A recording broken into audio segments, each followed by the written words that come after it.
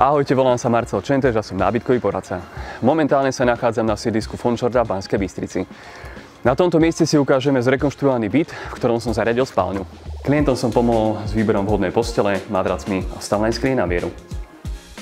Pri výbere posteli som zvolil kombináciu masívneho rámu a čauneného čela. Čelo je dostatočne vysoké, čo ponúka možnosť klientom sa o neho oprieť. Masívny rám bol zvolený kvôli tomu, aby tá posteľ bola dostatočne pevná, čo vidieť vlastne aj na celom použitom ráme. Rám na posteli je zablený, aby sa klienti o neho neudreli, a taktiež je dostatočne vysoký, aby umožnil klientom pohodlne vstávať.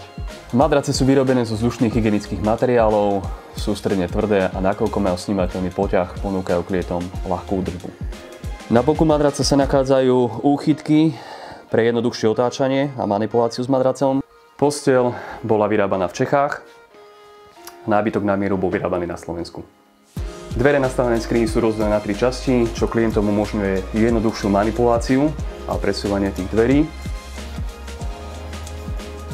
A ako vidíte, vždy je interiér za dverami jednotný. Zaujímavé bolo to, že hneď nás privítal úsmev pán Čentež.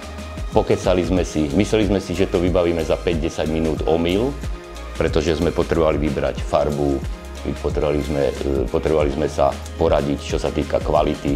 Stále sme rozmýšľali, že pôjdeme do tej kvalitnejšej drevotriesky. Pán Čentež nás presvedčil, že nie, choďte do masívu, pretože masív je trvácny. Tam sa ukázalo, aký je profík. Je to v prvom rade profesionalita, potom ľudský prístup. Ono je to veľmi dôležité pri kúpe, pretože človek musí mať dobrý pocit pri kúpe. Nie, že prídete do obchodu a nemá vás kto vám ani poradiť. Super človek, s ktorým si viete pozhovárať o tom, o hentom.